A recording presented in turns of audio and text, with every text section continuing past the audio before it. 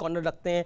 क्या आपको लगता नहीं है कि बिलो द बेल्ट हिट करा? मतलब गोपाल इटालिया ने जो शब्द बोले नरेंद्र मोदी की मां के लिए, जिसको अभिषेक मनु सिंह भी कांग्रेस के नेता ने भी बोला कि ऐसी निर्लज राजनीति उन्होंने नहीं देखी। देखिए, राजनीति, भारतीय राजनीति के अंदर जो गिरावट आई है वो बहुत पहले से है। भारतीय जनता पार्टी के अंदर भी तो गिरावट कौन बढ़ाने आए हैं? बड़ी बड़ी फहरिस्त है। आप प्रवेश वर्मा जी के ले लीजिए, आदेश गुप्ता जी को ले लीजिए, प्रज्ञा ठाकुर को ले लीजिए, साक्षी महाराज को ले लीजिए, मणिशंकर अय्यर को कांग्रेस। तो किसी की मां को कोई गाली देता है क्या? नरेंद्र मोदी की मां को गाली दी जा रही है? सर, राजनीति के अंदर आप रोजगार की बात करिए, आप स्वास्थ्य की बात, तो आपने नरेंद्र मोदी की मां को गाली किसने दी? जात की बात, आप जात के ऊपर, प्रांत के ऊपर, हिंदू मुसलमान के ऊपर राजनीति करते हैं। आप मुझे, आपने मां को, नरेंद्र मोदी की मां को गाली क्यों दी? गाली किसने दी है मेरे को बताओ ना। गाली अपशब्द और क्या होती है? अच्छा, मैं एक बात और पूछूं, आप किसी बात को गलत तरीके से इंटरप्रेट करके लोगों की सिंपैथी लेना चाहते हैं। भाई साहब, आप काम कीजिए ना, आप काम कीजिए। गुजरात के अंदर 10,000 करोड़ का जो आपको, आपने सुना है जो नरेंद्र मोदी की मदद के लिए बोला गया? क्या आप बताइए, जो शब्द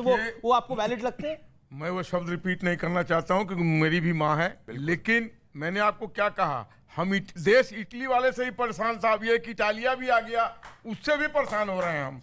मैं ये पूछना चाहता हूं कांग्रेस के और आपके प्रवक्ता से, आज जितनी सहिष्णुता की बात हो रही है, ये सिर्फ इसलिए है कि हम 80 हैं वो 20 हैं। अभी एक फिल्म आई जिसमें रावण को किस तरीके से चंगेज खान की तरह दिखाया, उसके बाद नहीं सुनिए, उसके बाद हनुमान जी को किस तरीके रूप में पेश किया गया, उसके बाद अभी इटालिया ने किस तरीके की बात बोली है।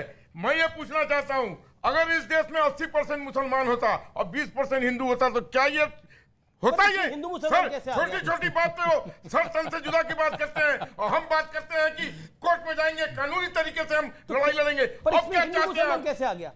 इसलिए कि आप हमारे ऊपर लगातार प्रहार कर रहे हैं। ठीक है। और मैं पूछना चाहता हूं कांग्रेस वालों से कि आपने जो अभी हिमाचल में आप चुनाव लड़ने के लिए ताल ठोक रहे हैं, आपने क्या दिया वहां पे?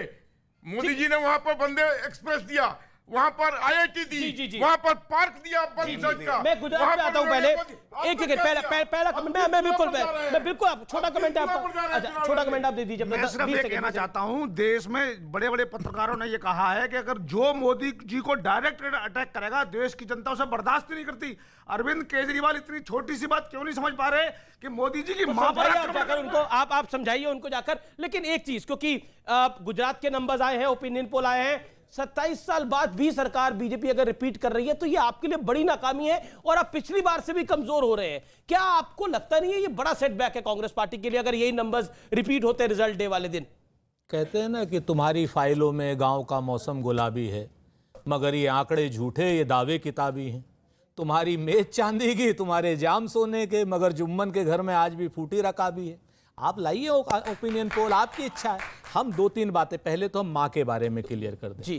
किसी की भी माँ को कोई भी अपशब्द कहने वाला पाप का भागी होता है, श्राप का भागी होता है और नरक का भागी होता है। किसी की भी माँ को, चाहे वो नरेंद्र मोदी जी की माँ को कहा हो और चाहे वो राहुल गांधी की माँ को कांग्रेस की विधवा कहा हो, दोनों को पाप समान है, दोनों के पाप समान है। अगर इस बात पर कोई सहमत नहीं है, एक नियम रखिए, या तो किलो में तौल लीजिए या लीटर में माप लीजिए।